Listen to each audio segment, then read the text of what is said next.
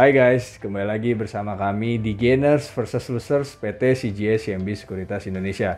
Kali ini kita akan membahas saham-saham yang masuk ke dalam top gainers maupun top losers periode 8 Maret sampai dengan 15 Maret tahun 2022. Yuk kita langsung aja untuk membahas yang masuk ke dalam top gainers.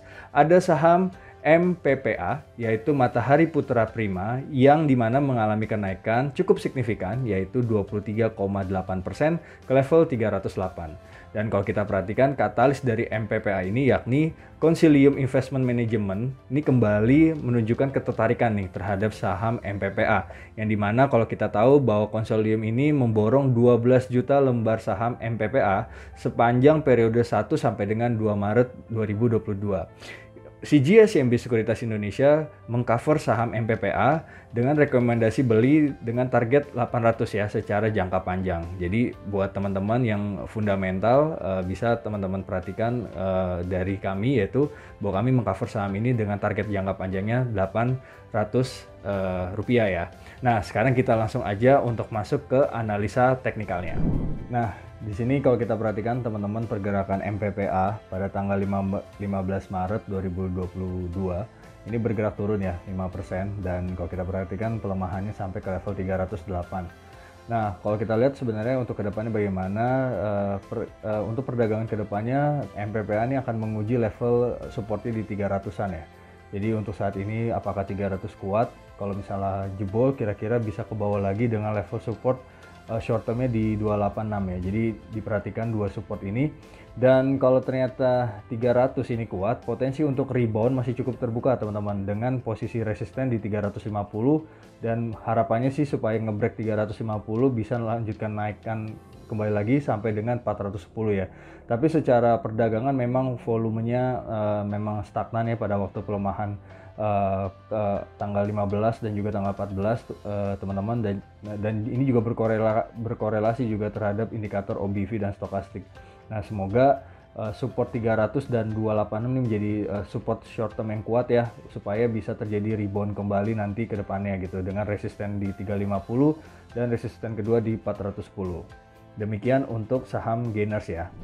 Untuk top losers periode tanggal 8 sampai dengan 15 Maret 2022 ada saham INDI atau biasa disebut Indika Energi teman-teman, yang dimana terjadi penurunan sebesar 21,8% ke level 2140. Nah, kalau kita perhatikan katalis penurunan dari saham INDI juga berkorelasi nih terhadap harga komoditas coal per tanggal 15 Maret 2022 turun nih 4,35% menjadi 346 metrik per ton USD. Dan kalau kita perhatikan teman-teman, pada waktu pergerakan komoditas coal ini memang harganya cukup signifikan juga kenaikannya, dan kalau kita tahu bahwa tanggal 7 Maret saja harga coal ini juga sudah naik signifikan sampai ke 435 metrik per ton ya USD. Jadi kalau kita perhatikan ini sangat berkorelasi terhadap pergerakan Indika Energi juga yang mengalami penurunan per tanggal 15 Maret 2022. Yuk kita langsung aja untuk bahas analisa teknikalnya. Ya guys, nah sekarang kita masuk ke saham yang masuk dalam top losers. Nah, di depan layar teman-teman nih ada chart Indika Energi, yang dimana kalau kita perhatikan pada tanggal 15 Maret nih terjadi pelemahan ya 3,17% di level 2140. Dan kalau kita perhatikan teman-teman, sebenarnya untuk saat ini memang Indika Energi sudah mulai terbatas nih pelemahannya, dan kalau kita lihat sebenarnya ini akan menguji level supportnya di 2070. Harapannya sih semoga 2070 ini menjadi support yang begitu kuat ya, supaya ada terjadi rebound ke depannya. Namun bila mana probabilitas itu 2070 jebol dalam arti breakdown, ini peluang turun masih cukup terbuka dengan level support kedua di 1965 secara support.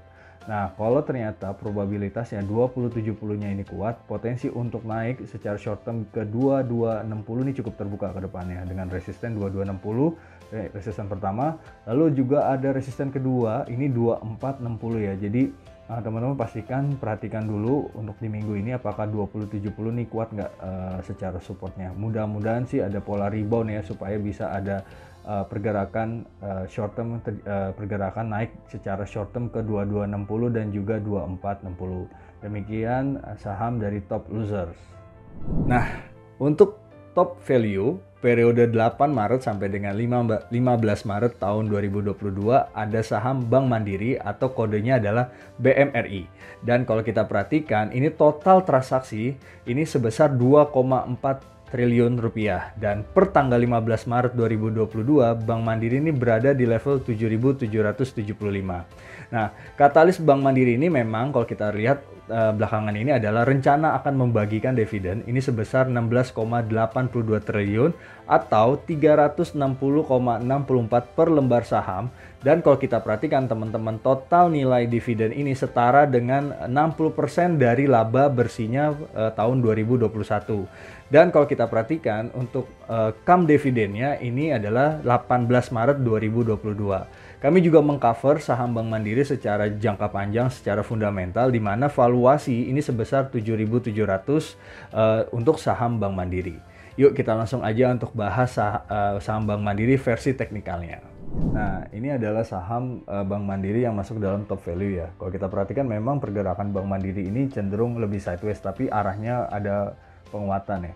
Jadi kalau kita perhatikan memang untuk short term ya, memang Bank Mandiri ini akan menguji level resistennya 7925.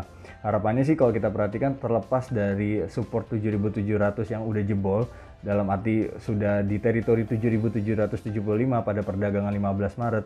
Harapannya sih terus melanjutkan kenaikan ya, dengan posisi resisten di 7925 itu resisten pertama, lalu resisten pendeknya di atas 7925 adalah 8000. Nah, kalau misalnya ternyata tidak sesuai ekspektasi bagaimana? Nah, kembali lagi Bank Mandiri akan menguji level supportnya di 7.700, dan kalau 7.700 ini drop dalam arti breakdown, ini peluang untuk turun secara short term di 7.500 cukup terbuka.